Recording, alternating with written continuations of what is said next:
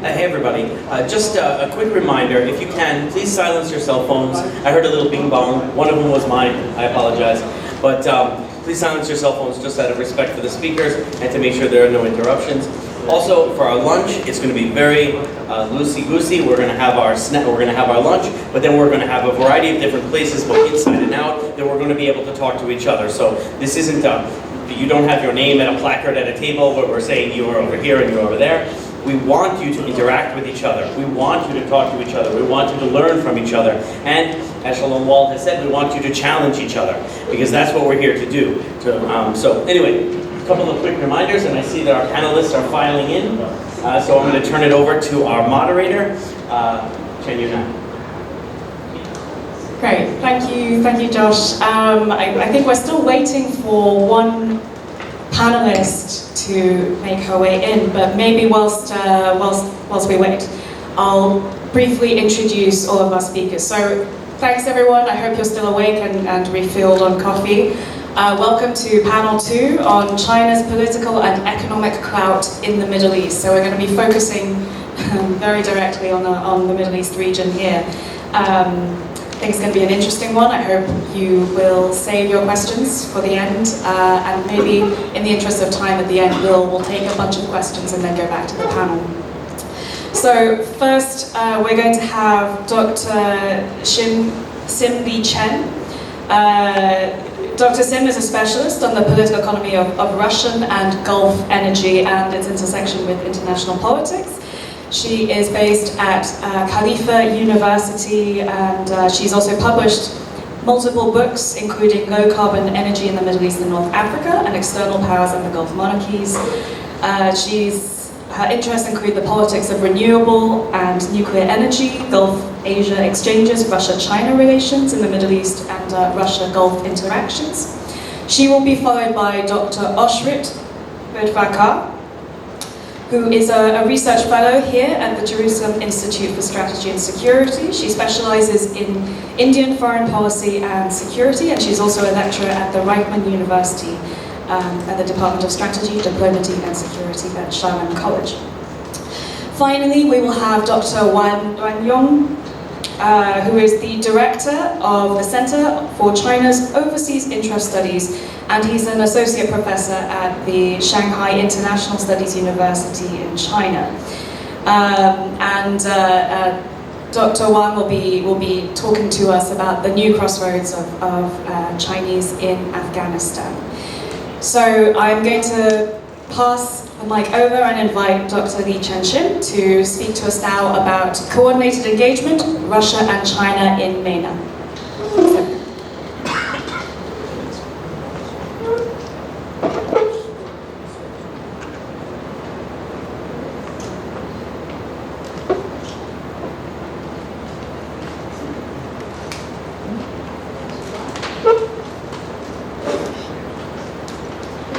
Hi everyone.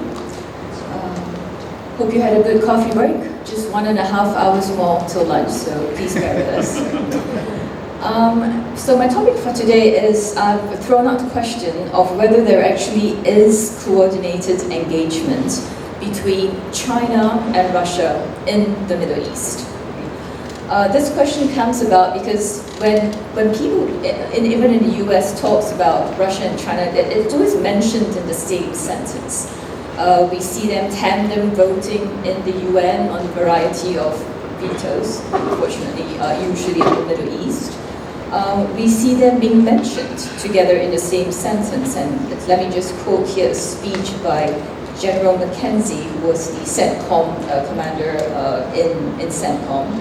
This was in 2021, and he says, I quote, "The United States faces increasing competition in the region, in the MENA region, from Russia and China, both vying for power and influence through a combination of means." So this just goes to show my point, that they are generally talked about together. The question though is, do they actually coordinate their actions in the Middle East, right? Are they proactively acting together to achieve a synchronized set of goals? And so this is what my presentation will be about. So I'm going to suggest to you that Russia and China in the Middle East, they engage with the region through 4 particular pathways. And though they seem to act together, I'm going to suggest that there actually isn't really, or I haven't found any coordination, close proactive coordination. And if you'd like to correct me on that, I'd be pleased to take your questions at the end. So let's look at the first pathway, and that's on political approaches.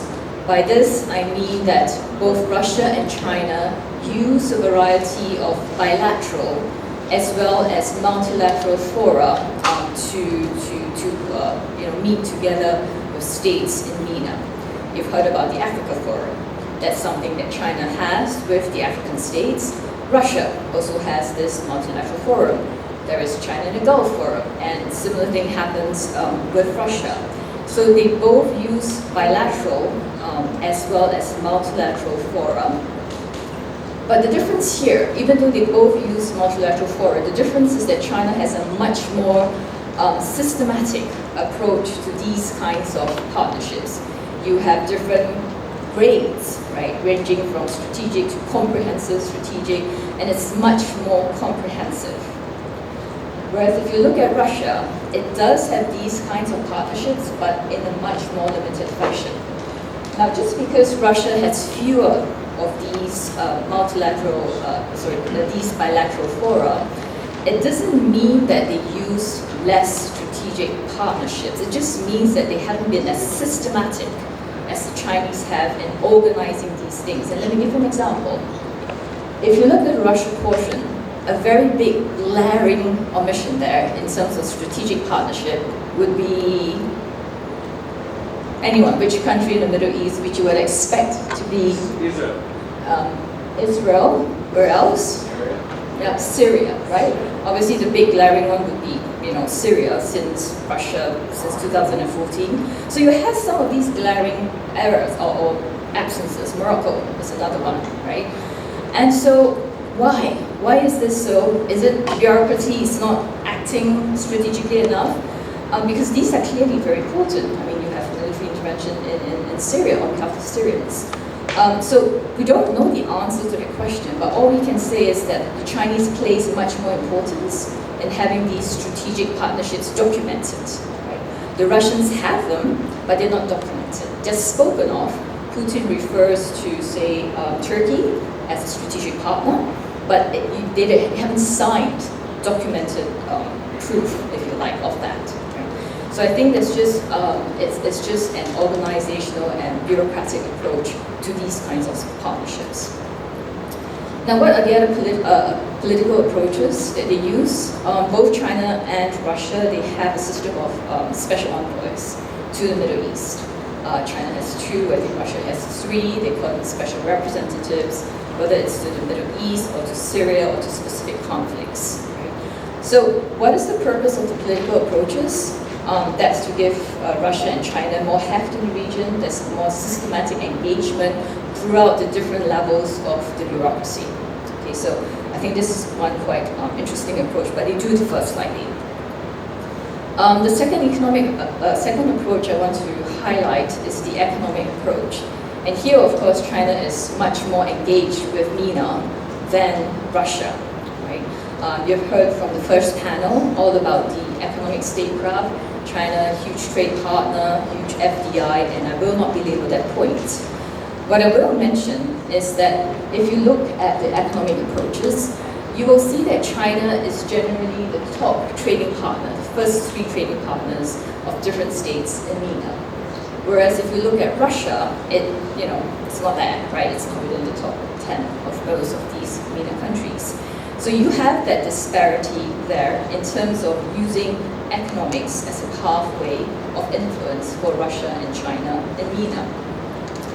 Having said that, though, I will caution you to think that Russia does not emphasize economic approaches, because its most important economic approach would be the OPEC Plus platform, where it coordinates the oil markets with the other petroleum exporting countries in the Middle East.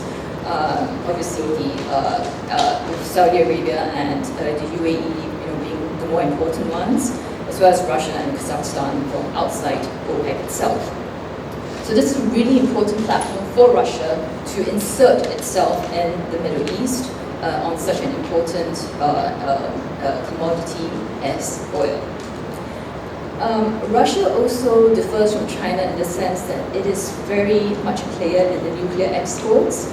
So Russia, as some of you know, is building reactors in Egypt, in Turkey. It's interested in building reactors in Jordan, in Saudi Arabia. But this is not something that China does actively. So again, we find the difference here. And it's of course because Russia has a much longer history and success at nuclear technology. Another area of difference is in food exports. China doesn't do that in the Middle East, but Russia is a big food exporter to the Middle East. In the UAE, where I live, something like 50% of UAE's grain exports come from Russia. In Saudi, 70% of barley, which is used as cattle feed, comes from Russia. So they do differ in their economic approaches. It's not all the same game. The third approach is a security approach. And here you will find that China has bases in the region. Sometimes they look like commercial bases, but as the first panel mentioned, there's some kind of a dual use going around. Russia also has bases, obviously in Syria, so they both use this particular operational tactic. Arms sales, Russia pips China enormously in MENA. But again, here's the difference. Russia exports mainly conventional weapons, right? But China does export weapons too on a much smaller scale, but a very niche and a very important one, and that's drones, right? China has wing-owned drones, which they export actively to the region, and it has been used in conflicts in the region, whereas Russia doesn't really do much drone exports, partly because the semiconductor technology, it really doesn't have its own native semiconductor industry, so that's a problem when it comes to drones. And also I think so Russia is much more security-minded in MENA than China. Why is that so? That's because for Russia, MENA is not the key theater, right? It is important, but it's not the key theater for Russian foreign policy. Whereas the key theater, that's over there in Europe. So Russia is really interested in securing its western borders, from perceived NATO incursions and all that kind of thing. So it needs its backdoor in the east of Russia to be quite calm, right? To have no conflicts, which is why it really puts quite a lot of emphasis on security approaches, in trying to come up with a Middle East plan, for example, in prioritizing fighting against terrorism in MENA, because it needs that secure eastern border, because its western border is where it feels most of the threats come from. Do China and US share the same views about US security in the region? Well, they do share a certain number of views, which is that they would like to have less preponderance of the US, but I would argue that they both like a US, or they both desire some kind of a minimal US security presence, because it brings stability to the region. With stability, you can have trade. So I think they both value the US presence, but Russia definitely would like to see that much more reduced. In terms of public diplomacy, they have certain similarities in soft power projection through Confucius Institute and Roosevelt, which is a Russian version of a soft power institute which tries to promote Russian culture and values. There is much more of the Confucius Institutes, sorry about that. Many more Confucius Institutes in MENA, less Russo-Trubishestival in MENA, but nevertheless it's still an example of an outreach.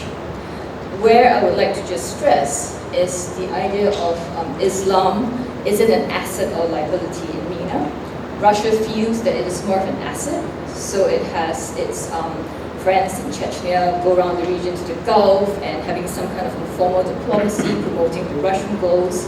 Whereas, of course, as you heard from the first panel, China sees it more as a liability, that better not to mention Islam factor. In terms of new approaches, new areas of public diplomacy, you will see that health is a big thing. And here again, interestingly enough, more countries have not used Sinopharm. Most of them have plugged for, compared to it's much more often used as the Sputnik vaccine rather than the Sinopharm, possibly again because of Russia's longer track record in these kinds of scientific measures. So, in summary, what are the key takeaways? I would say that I did not find any proactive coordination between the two. They didn't actually sit down and say, let's do this, let's do the economic approach this way. I'm going to sell food, you go sell drones, right? We didn't see this kind of sit down and plan it. And I prefer to think of the relationship as a force multiplier. And what that means is that with Russia and China acting together, they actually multiply each other's strengths.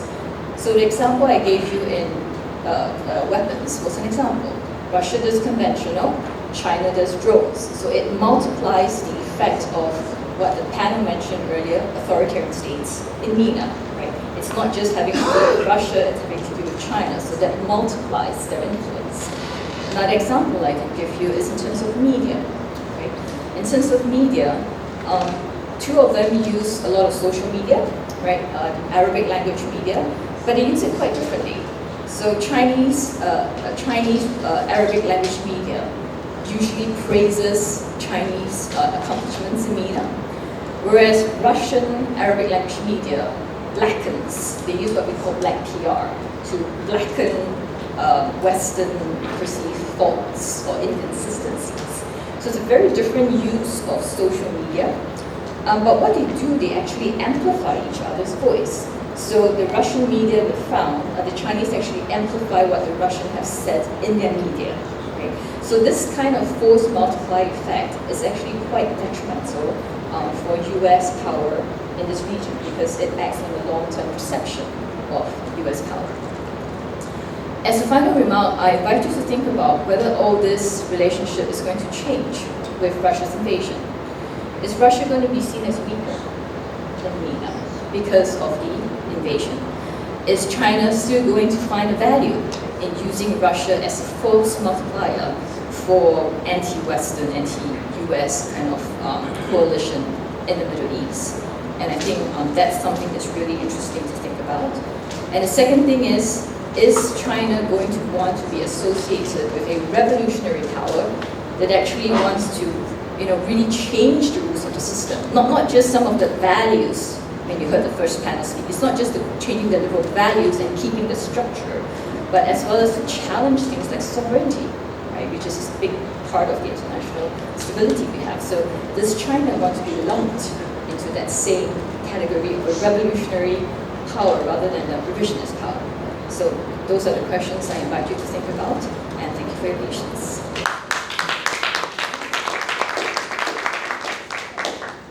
Thank you so much, Dr. Sim, for that fascinating presentation and also fantastically timed as well. I mean, whilst we switch, I want to just pose a question for the discussion later, which is in the wake of the Russian-Ukraine war and this apparent alliance or solidarity we've seen between Russia and China, where do you see fissures or where do you see points of tension in the Middle East? Are there areas of competition, or do you think there will be greater coordination, perhaps through like SCO mechanisms? Next, I invite Dr. Oshrit Birvadker, sorry for that, from JISS, and her presentation is going to be on India's Arab-Mediterranean corridor versus China's Belt and Road Initiative as a means of strategic connectivity. Over to you. Good afternoon, good noon, I guess. So hi, I'm going to speak today about India-Arab-Mediterranean corridor and the China Belt and Road Initiative. So, as you know, India and China have a long and ambivalent relationship that has often been described in contradicting terms. We call it the 4 C's, containment, conflict, cooperation, and competition. I think that India is among the few countries that since the beginning refused to join the BRI. But if we think about India's relationship with the BRI, I think it's more complex and includes various challenges and dilemmas in the national, regional, and the international level. Over the years, Indian policymakers have raised their concerns regarding the countries joining the BRI and the lack of transparency of some of the BRI projects. But we can agree there is a strong opposition in India regarding the BRI, but this opposition should not be mistaken as opposition to any cooperation with China. The BRI poses many challenges for India. I think India is one of the few countries that provided justification for its refusal to join the BRI, because in their eyes it violates its national sovereignty. Actually, the China-Pakistan Economic Corridor, which is the flagship project of the BRI, they call it the jewel of the BRI, is actually goes through Pakistan control areas of Jammu and Kashmir, which is claimed by India since October 47. The CPUC is not only cement roads and routes in Kashmir and Gilgit-Baltistan, it's also in a way changes and alters the status quo in these areas, something that is not necessarily India's interest. And for the Indians, I think this could be seen as an intervention in the conflict, something that India has never accepted. One of the concerns of New Delhi is that the CPAC will actually be able to deliver its promises and strengthen Pakistani economic capabilities. That means that higher expenditure as well for the military, and that could fuel an arms race in the region, something that India has no interest in. One of New Delhi concern regarding the CPAC is this corridor, which actually connects Shenzhen between Keough, this port. Their concern is that this port, which is actually owned by Chinese state-owned enterprise, can turn to a permanent military facility that could threaten the Indian naval forces operating out of the bases from the subcontinent. So basically this port, the Keough port, gives Beijing and Islamabad strategic advantages in the Indian Ocean over India's regional power. The BRI as well hampered some of India's connectivity project, the project they called BCIM, which includes Bangladesh, China, India, and Myanmar. China agreed, and they were talking about it towards the late 90s, but what happened is that China made it part of the BRI, and now India cannot support it.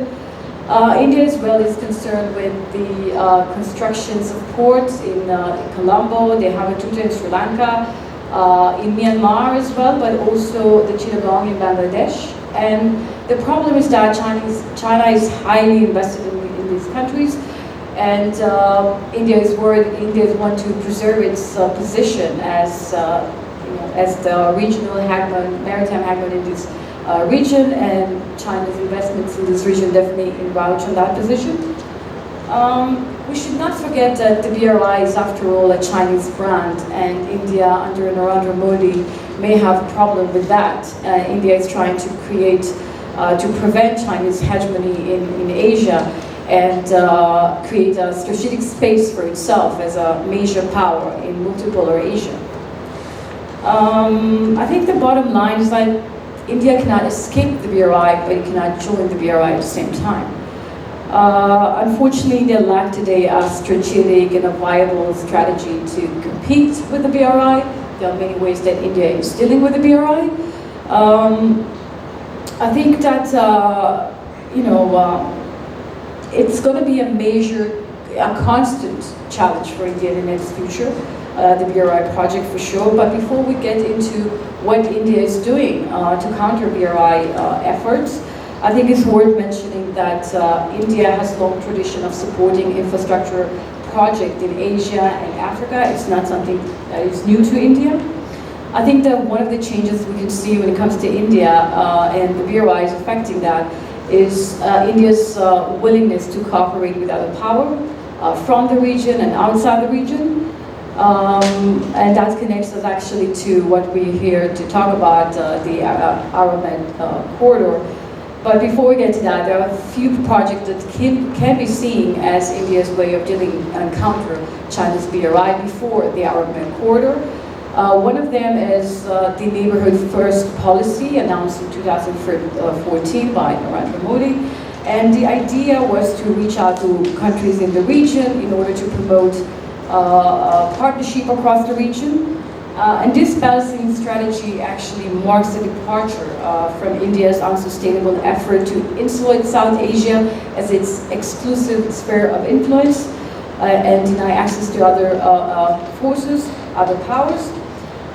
When it comes to the Neighborhood First policy, I can mention a few projects that India is involved. One of them is the BBIN corridor, Bangladesh, Bhutan, India, and Nepal. And this pact actually signed in 2015. And the idea was to facilitate easier movements of peoples and goods across the region, and to maximize, in order to maximize the economic potential of all these countries, and basically prevent them to approach China to get their loans. We can mention as well the Kaladan multimodal transport project in Myanmar, and the railway system in Sri Lanka. An Indian company is involved in the upgrade of the railway system in Sri Lanka.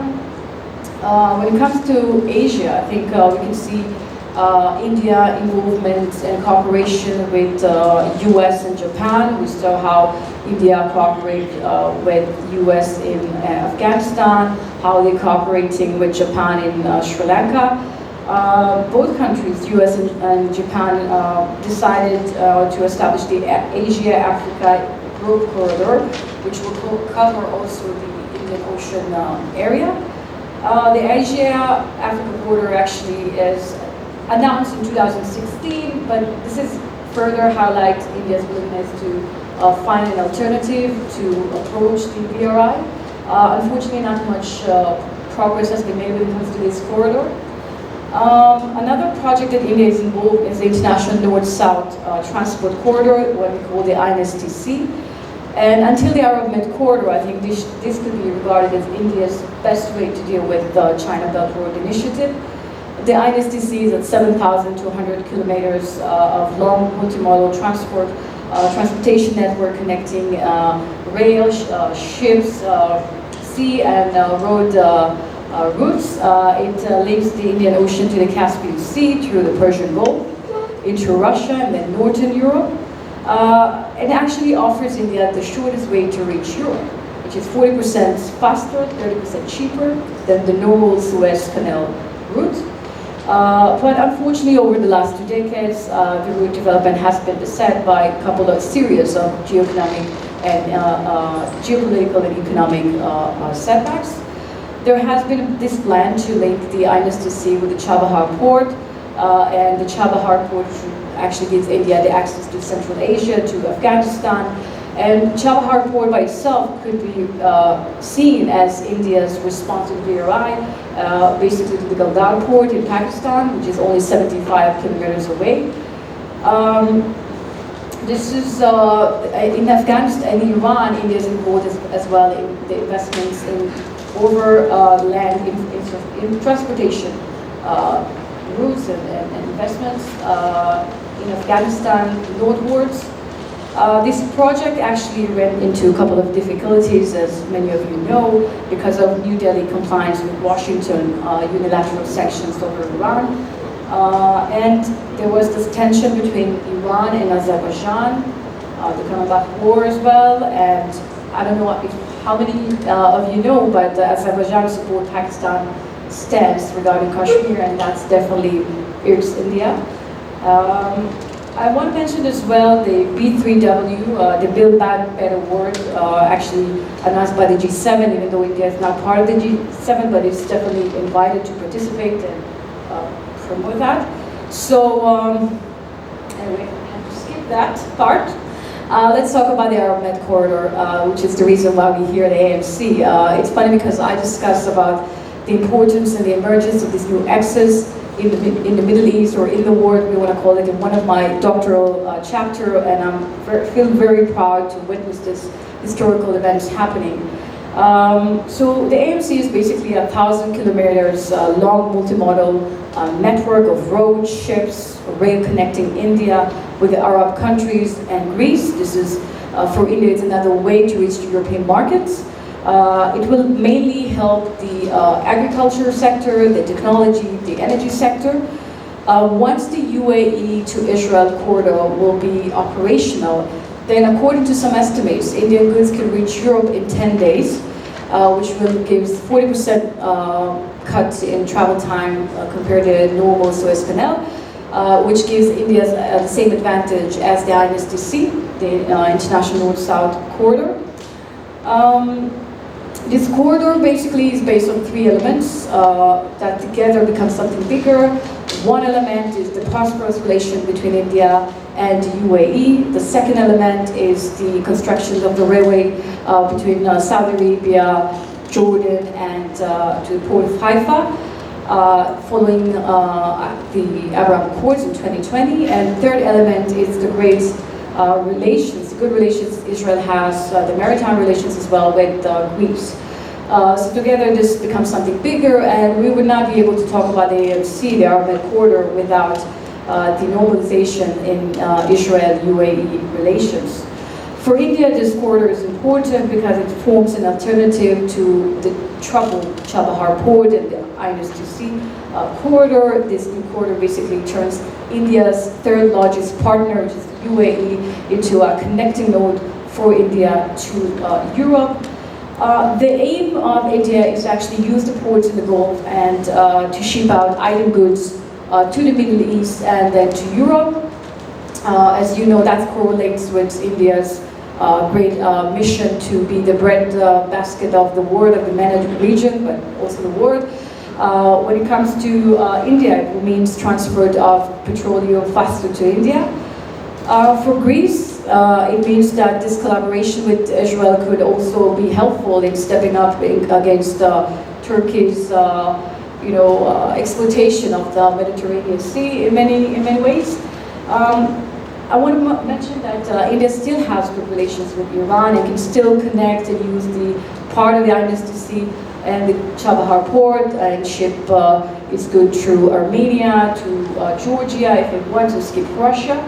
But it looks that India is more interested in AMC, the Arab Corridor, because it's more stable for India. If we look at the regime of the Gulf countries of Jordan and Israel, they consider much more stable. None of them is under any American pressure. None of them has been economically isolated. And unlike Iran, even though China is highly investing in Iran and promised to invest $400 million in the next 25 years.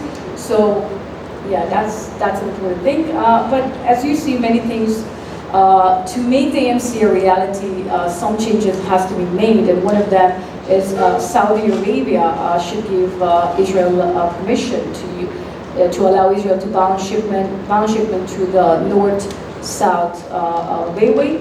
A small and symbolic progress has been made in 2018 when Saudi Arabia gave permission to India to Air India fly over its skies.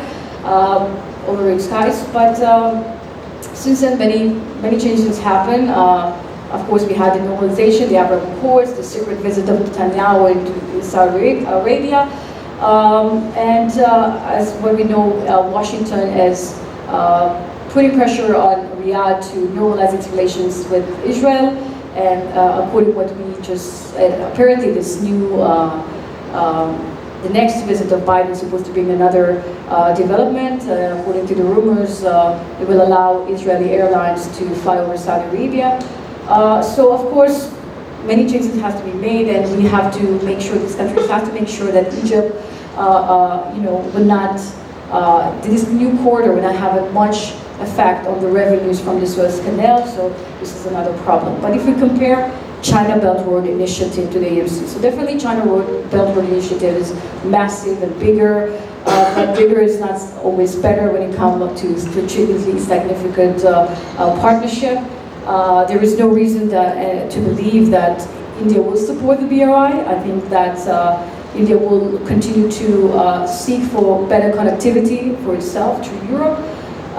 Definitely the connection, the relation between China and Pakistan and the growing presence of China in the Indian Ocean will be a constant challenge for India in the next years. I think that if China wants to cooperate with India when it comes to connectivity, it has to market in a different way, not under the BRI stamp, and something that will give India an equal status. I don't think India is competing with China when it comes to connectivity. One of India's strategies is to wait and watch and look. It turns in their favor. The Abraham Accords happen. That changes everything for them. But there is no doubt that the AMC can reconfigure patterns between Indian Ocean, the Gulf countries, and Europe. The extent to which India will be able to will succeed at the industrial value chain integration will determine India's role in this new Euro-Asian economic architecture. That's it.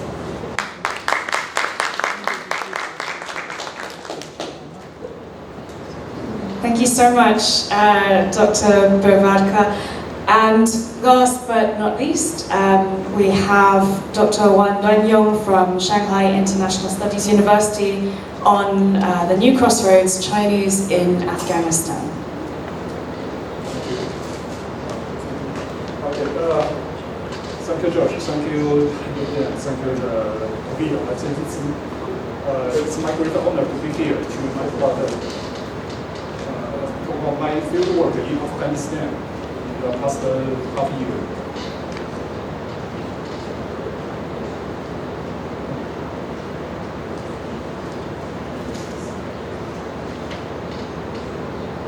It's just because I have a very big presentation, but it's about the over 3 million big. So I have the over the something.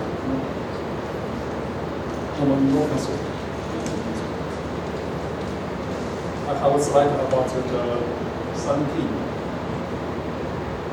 So it's slowly. So actually, but in the past half year, but I visited Afghanistan 2 times, and I stayed there about the 3 months, and to visit different provinces, especially, but because my research always focused on the Chinese. Okay.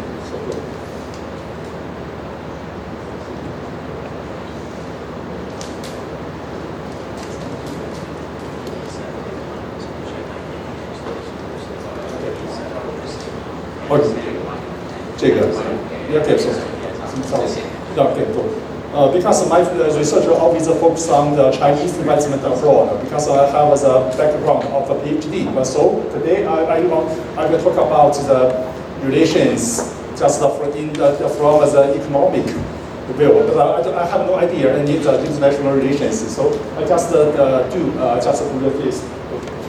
Sorry, I have to. So please note.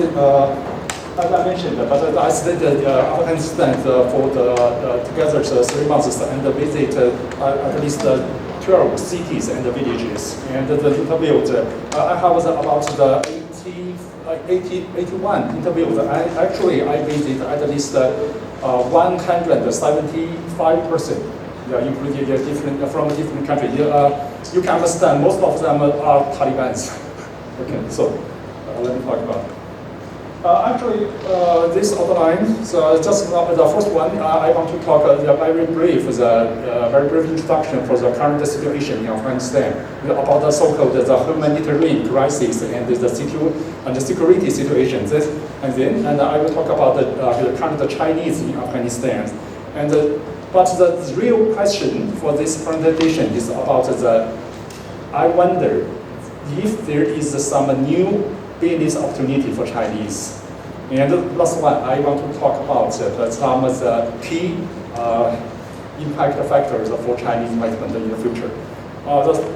Actually, we know that the humanitarian crisis maybe it's serious, terrible, but I can find some of the different aspects.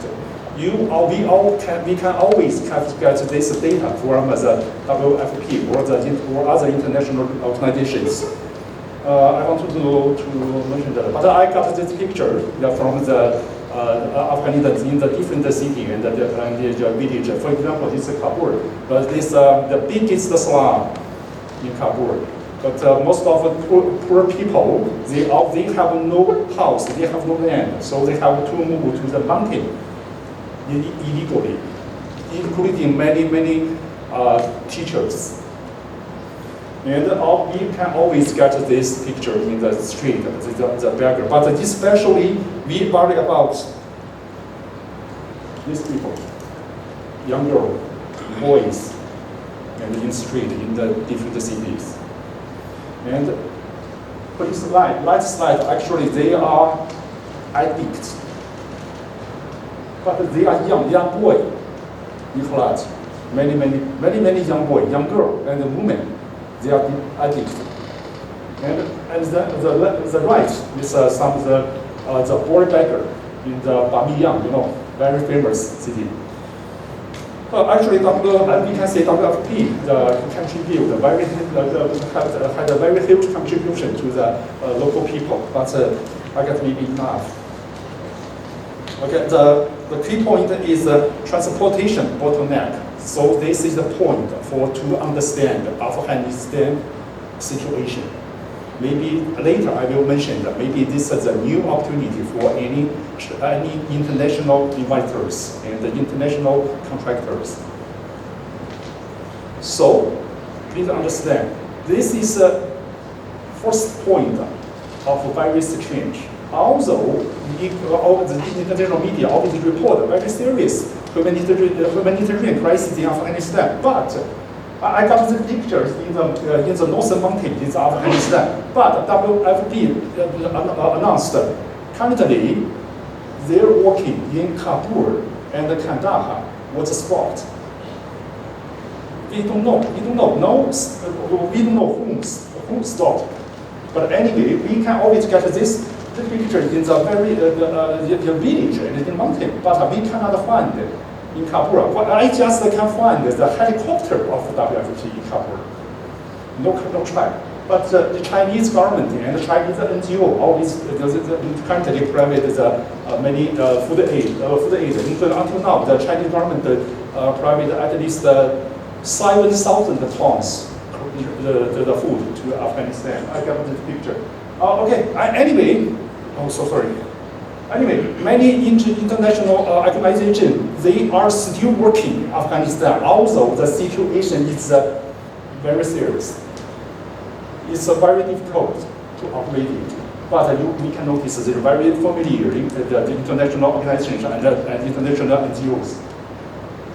I want to talk this very strange, but for this to visit Afghanistan, one side, we always suppose the so-called humanitarian crisis or food crisis, it means no food.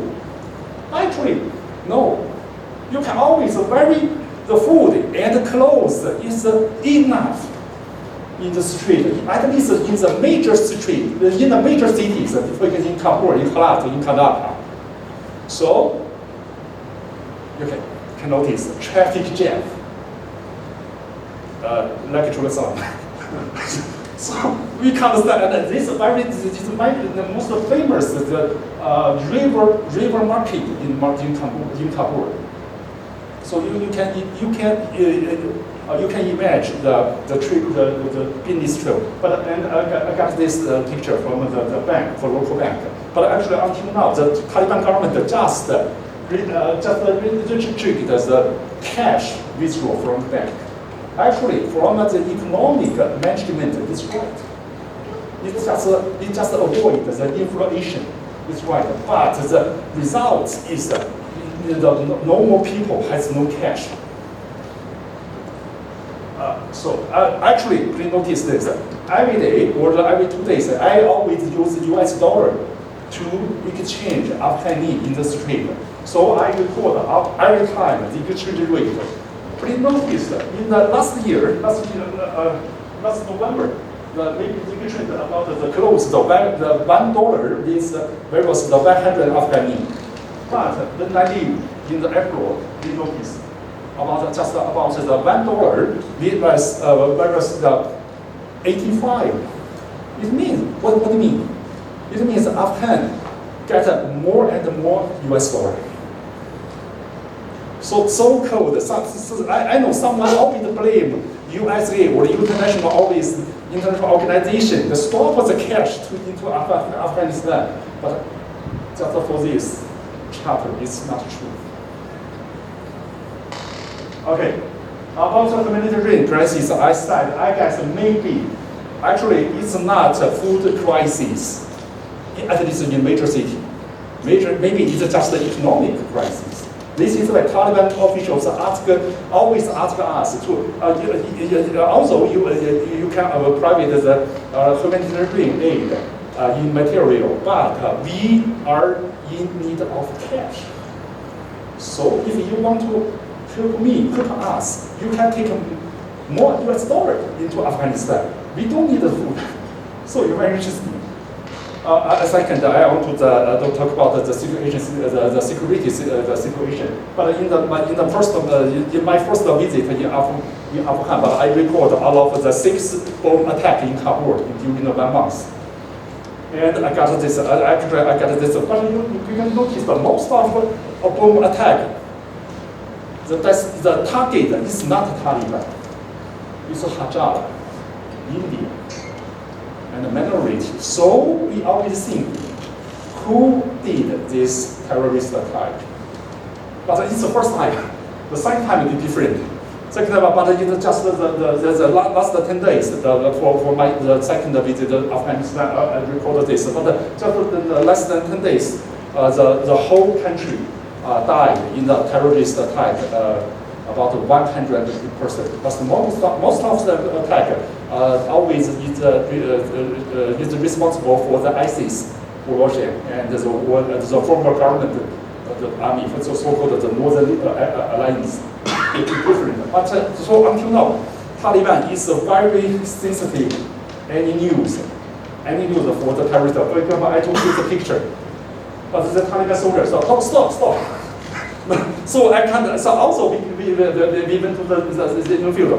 We cannot take more picture.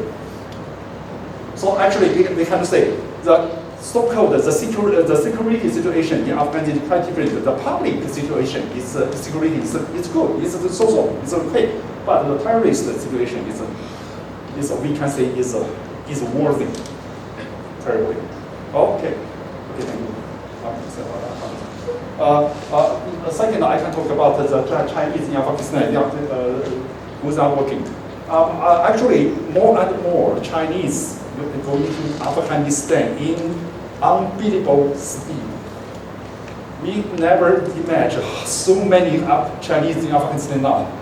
But most of Chinese, they always interested in so-called Afghanistan mineral resource. But according to my field work, for example, I do this field work is Birvadker province. But I just for the mica mining, but I go over there. But I finally no road. I have to visit Taliban soldier and I go to the mountain and from this. So they elevator to the elevator. So actually, it's very very difficult to get any mining exploration in Afghanistan. So I guess maybe so-called Afghanistan mining is just always we consider it a joke in the mousetrap.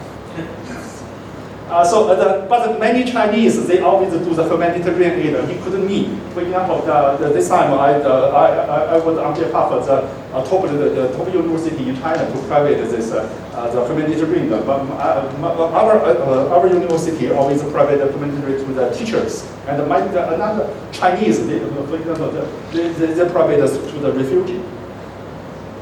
Okay, that is me.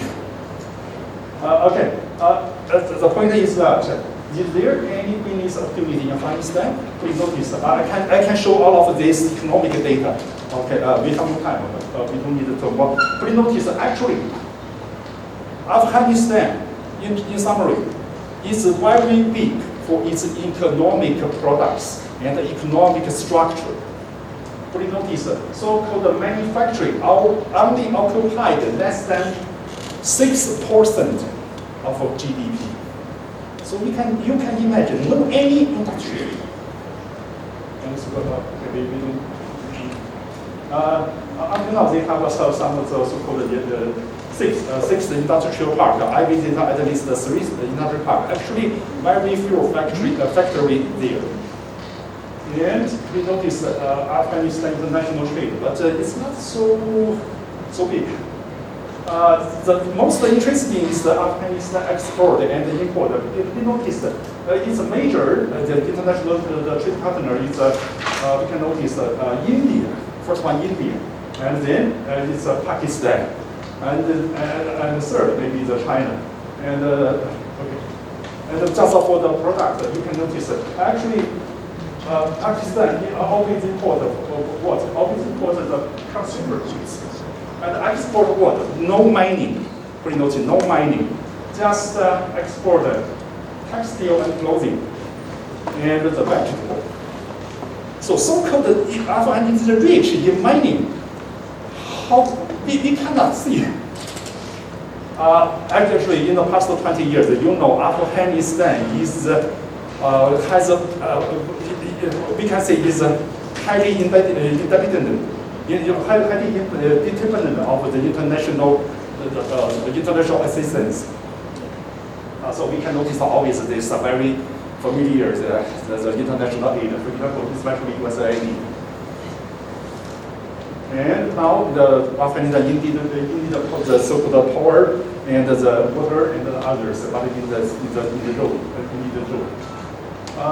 actually, we can summary, but the so-called rich in mining, but I think it is not true. But actually, the Afghanistan can get experience from some African countries, for example, Angola. But actually, yesterday I fly from Angola to get some of the Chinese businessmen. But they stayed in Angola for in the past 20 years. They have very rich. But they always think maybe Afghanistan can get experience from Angola.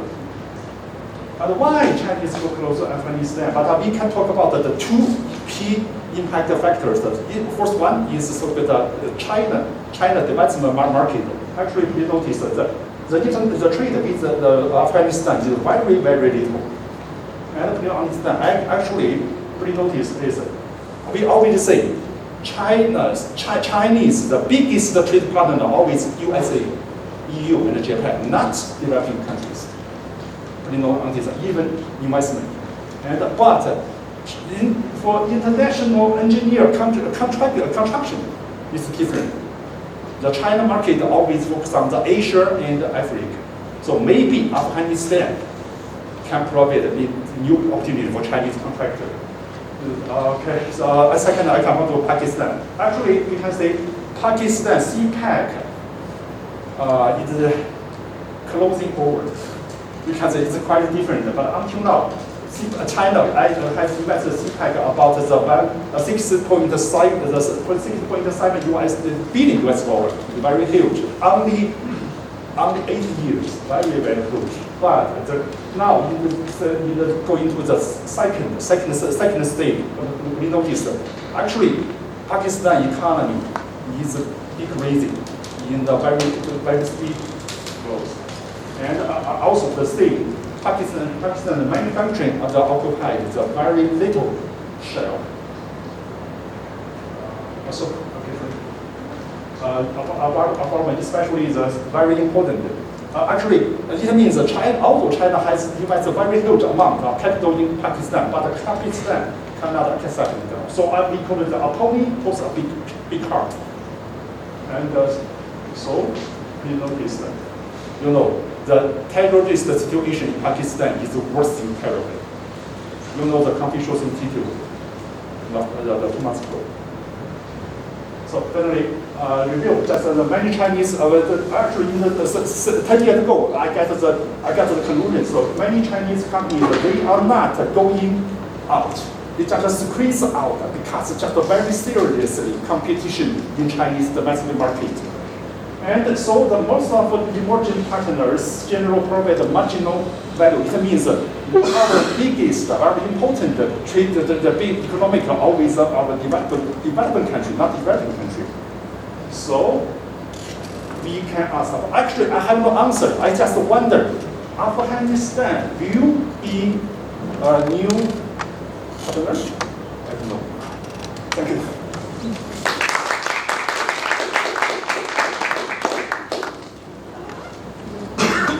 Thank you so much to all three of our presenters and some really fascinating and quite diverse perspectives and insights on China and MENA. Before I pass to some questions for the audience, I want to take the chair's prerogative and sort of ask a general question to all three presentations. I mean, we had, a general perspective on Russia and China and the Middle East. Some discussion on India and investments in transport infrastructure there. I believe you mentioned rail links as well, which is very interesting to me. And Dr. Wang, you discussed some of these opportunities for transport and connectivity in Afghanistan.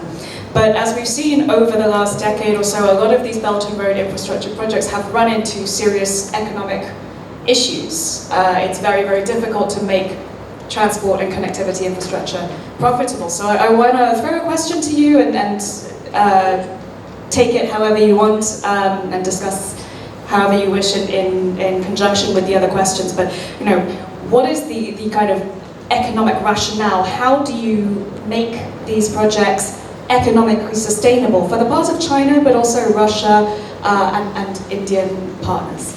All right, I'm gonna let them sit on that and then throw it open to the floor. Do we have any questions from the floor? Gentleman in the blue shirt. Yeah, my name is Michael Jankelov. Please wait for the microphone. You are, sir.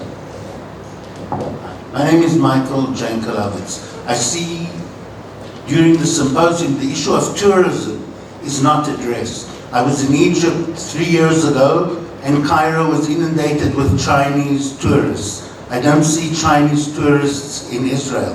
Could somebody please address the issue of tourism as a Chinese strategic goal? And let's take a second question. Gentleman on the left. Please introduce yourself. Hi there. My name is Jason Lee. I'm with the Solution Center based in Washington. I think my question is a two-finger to Yunnan's question, which is, and it's directed at Dr. Wang. We know that the Chinese model for development throughout the BRI has been peace through development, and China has immense security concerns of destabilization along its border with Afghanistan. So my question, I think, is to probe you on your question of, or your comment of whether or not China would supplement the transport bottleneck that you mentioned in hopes of preventing destabilization and providing security for Afghanistan. Thank you. All right, let's go back to the panel. So, can I ask you to start, Dr. Sibyl? So you had asked me a question about fissures, right? What are the fissures that I see between China and Russia? There are a few, and I mentioned in my presentation, being whether China will continue to see whether working with Russia will still provide the value add in MENA, given that Russia is going to be distracted. So from that, I would suggest that if we look at weapons, I think that could be an area of competition between Russia and China post-Ukraine, whenever that happens. And that's because Russia will be very focused on rebuilding its military, right? I mean, most of you will have read that the Russians are not doing great in Ukraine. A lot of their equipment is being decimated, so they're going to have to spend a lot of time and a lot of money trying to resupply the Russian army, which is of course going to be its focus because it's national security. So having done that, they may not be able to fulfill some of their export contracts in terms of exporting arms components. So I think that could be an issue. As well, of course, Russia's under sanctions. and semiconductors are in short supply, and Russia doesn't produce its own semiconductors, which are needed in some of its weapon systems. So that's going to be an issue, and will China step in? That's a key question, right? China has been building up its arms industry. It used to depend on buying Russian arms, but it's having a lot of indigenous production right now. So the question is whether China will step into the void, and if it does, then is that going to annoy Russia? But then again, Russia can't really do anything about it because it needs to focus more on building its military. So that would be my response to you. Quick question, I'm just going to quote one of you on Michael's question on Chinese tourists. I would also say that, and I'll leave that to you, but Russian tourists is another interesting thing. So Russians, huge numbers of tourists, particularly in Turkey and Egypt, right, as well as in the Gulf countries. Falling off of numbers, clearly because of COVID restrictions. But in the Middle East, we've seen a whole host of them coming back recently, partly because the Middle East has welcomed not just Russian tourists, but Russian money as well. And so for Turkey and Egypt, we're still trying to attract the Russian tourists because China's under lockdown, so forget that market for a while. But the key right now is the Russian tourists that they're trying to win back. But of course, because of problems with payments, it's not easy for Russian tourists to actually pay for stuff. So that's going to be key for some of these MENA countries. Okay, thank you for your questions. But first one about the tourism. I have no idea, but actually I have to say, but actually I was stayed in Egypt for 3 years, but I never touristed anywhere apart from museum. Because, actually, there are more and more Chinese tourists going to the Egypt, for example, and for other Middle Eastern countries, for example, Turkey. But most of Chinese tourists, they always prefer the developing countries, for example, especially Europe. So the main reason, first one is safety. The second, service. And the third, also language. So I guess maybe in the future, the Middle East country will attract more and more China tourists. But we can expect it. The second, I want to talk about the transportation. But also, we know China is now the #1 trade country in the world. But actually, please understand, China is also the #1 in the international contractors. Also, the value or turnover of trade, Canada compared I can say the international engineer contractor, Canada compared to the international trade, but the international engineer contract, the construction is very, very important to China. Why? In the past 20 years, construction sector is the sector with the we can say the fastest growth sector in China. You cannot imagine how many employees in one giant Chinese international contractor. For example, maybe you know the ENR engineer and the news report published by USA. This journal always have a list every year to have the top 250 international contractors in the world. According to the updated data, in this 250 intercontractor from China, about 75 companies. Also, international contractors always has a very low profit, but the point is that they can provide very huge employment. So it's very important. Because especially this year, you can understand the employee situation is very, very serious in China, especially for the college students. So I guess maybe this is why just now I said also maybe Afghanistan or Pakistan is not so important just from economic view, the point of view to China, but it's very important to Chinese employment. Okay, thank you. I want to answer your question about how you make connectivity project profitable.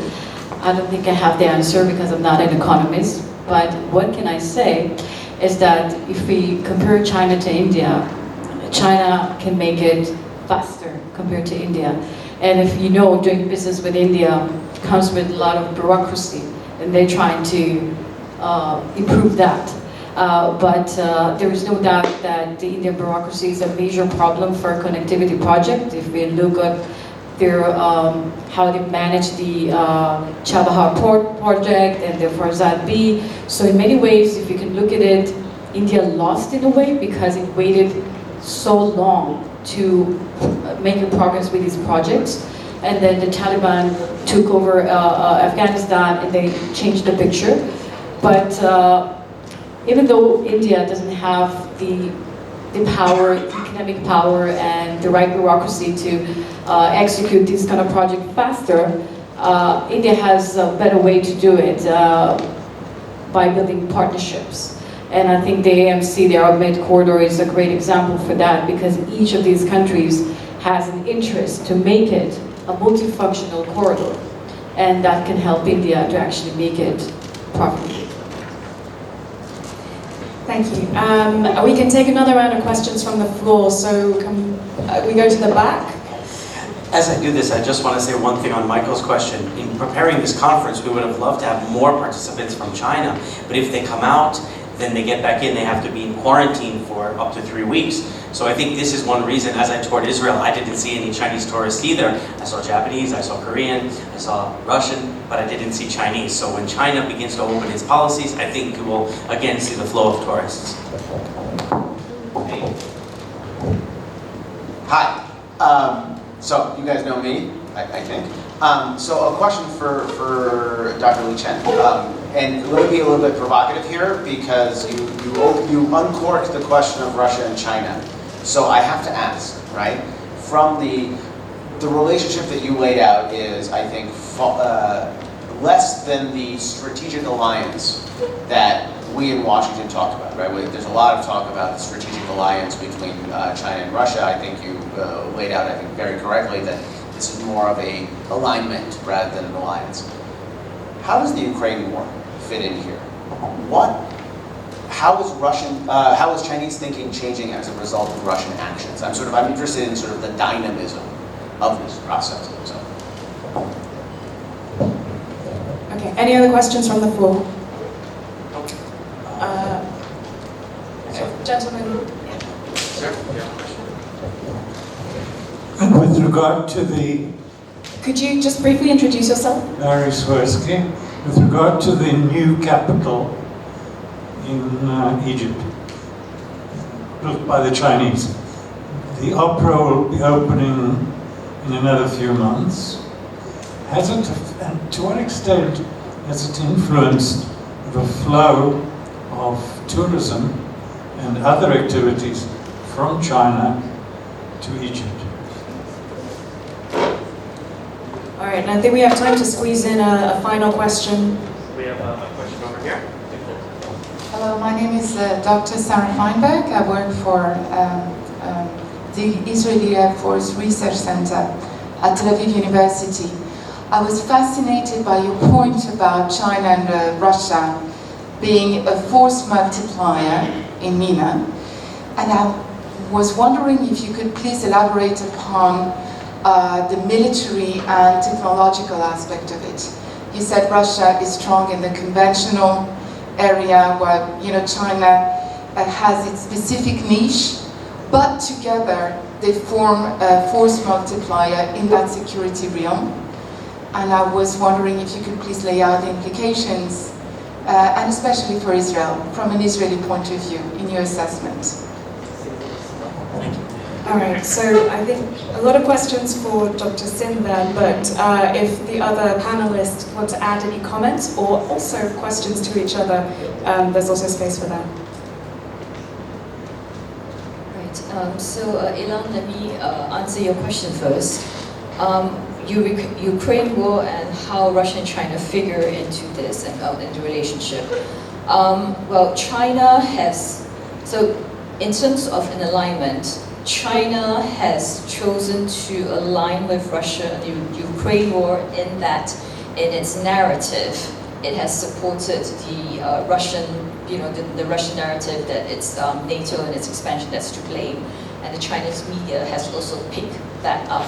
So what we see is that Russia has actually tended to show the world that it's actually a David and Goliath situation, but not in terms of Russia versus Ukraine, David and Goliath, but it's NATO versus Russia. So they've actually turned that around and said that, look, it's us poor Russians, we're David and we're fighting against this unfair Goliath, NATO. So they have actually quite effectively, at least in the Arab world, portrayed this idea, and the Chinese media has amplified that as well.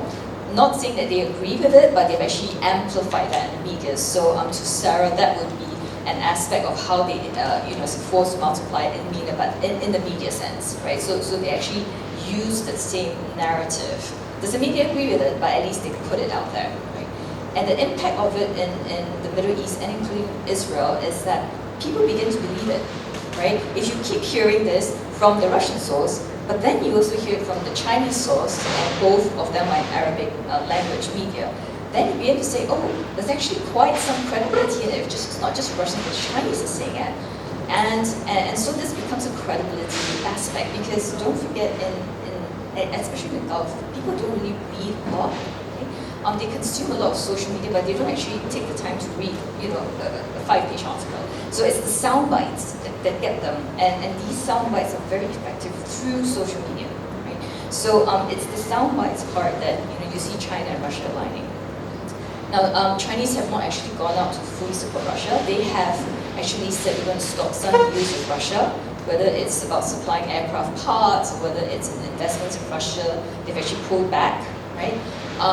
But they haven't criticized it, right? So whether it's they're pulling back because they're scared of being hit with secondary sanctions from the US in the future, that's something else we'll see. But it's quite clear that the Chinese are thinking long term, right? There is some short-term gain to be gained with Russia, but in the long term, are the sanctions, possible sanctions, actually worth it? Right? So I think that for Chinese companies that have international assets, that's something that they have to think 2 and 3 times about. It's very, very careful for them. Right? And so if I can now address Sarah's question, more specifically on the military, yes, there is a force multiplier effect there, and Chinese drones are being used to supplement Russian technology, because Chinese drones, there is no specifications of where you can or cannot use Chinese drones. Whereas for American drones, there actually are, you actually have to sign a contract saying you wouldn't use them in certain military conditions. Right? So the Chinese drones don't come with these restrictions, and so they cannot supplement what some of the Gulf states are doing in Yemen and in Syria, etc. So that's a really useful force multiplier for Russia and China, because they're being seen as being, military, providing some sort of security for the Gulf states in these conflict areas. So that's quite a big one. But the problem is that there are other players in the drone market, right? And so here is where Turkey acts as a kind of a force subtractor from this alignment, the China-Russia alignment, because Turkey, as the Ukraine war has shown, has got very good drones. The Birvadker drones are fantastically efficient. They've been taking out Russian tanks.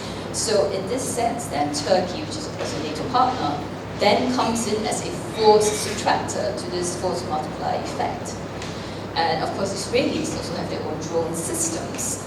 And so you can't see a tension there, right? Is Russia and China going to continue as a force multiplier in terms of technology, security technology, military security technology, or not? Of course, it depends on sanctions on Russia, because of semiconductors. It depends on whether China gets hit with secondary sanctions, we keep selling to Russia. So lots of questions there. But I think that the alignment will kind of continue. Maybe they're not going to show it as much, because what we've seen in the Gulf states recently is there's not so much noise about China. Being on the ground there, for the past few years, there's a lot of noise about China, but they're trying to maybe downplay it a little bit for some reason. Whether it's in preparation for the Biden visit, I don't know, but that's something that we can watch for. I think on the previous panel, somebody asked something about Sri Lanka and China, and I just want to add the Indian perspective. because of the economic crisis, I think that was India's way to find its way back into Sri Lanka. That was an opportunity to show that India can be the next security provider for China. So the economic crisis actually works for the benefit of India, and it's still working. And and this crisis is being perceived like that from the perspective of the Indian government. And we can see that since the crisis, like in the beginning of January, India gave loans to Sri Lanka, was able to ship some food and medical supply to, so I think this crisis works for the benefit of India. Somebody else. All right, well, with that, please give a hand to our panel, and I think we have done